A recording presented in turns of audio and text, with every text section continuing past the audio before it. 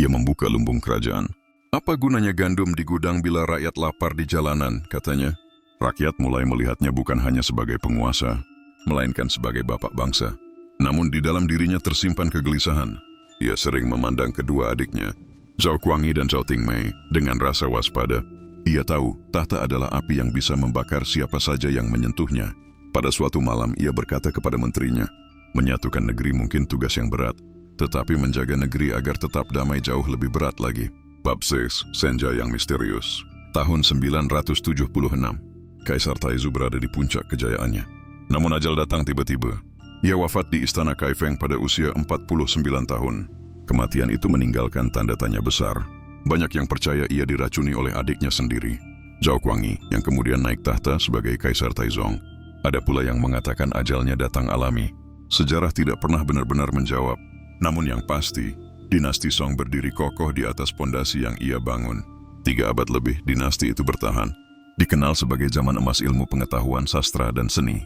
Bagi rakyat, Zhao Kuangyin bukan hanya seorang kaisar, yang adalah prajurit yang berhati manusia, penyatu negeri yang tercerai-berai, dan bapak bagi sebuah bangsa yang haus ketenangan.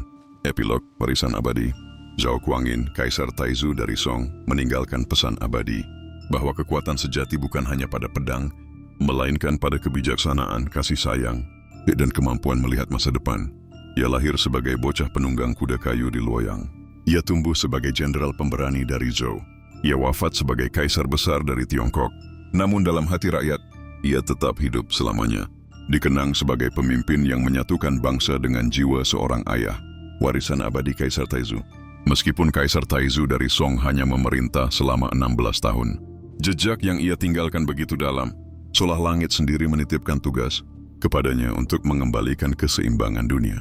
Setelah ia wafat pada tahun 976, dinasti Song tidak sekadar bertahan. Dinasti itu tumbuh menjadi salah satu era paling gemilang dalam sejarah Tiongkok. Warisan yang ia tinggalkan bukanlah istana megah semata, melainkan 3 tiang utama: persatuan politik, stabilitas pemerintahan, dan kejayaan budaya. Persatuan negeri. Ketika Zhao Kuangyin naik tahta, negeri masih tercerai-berai.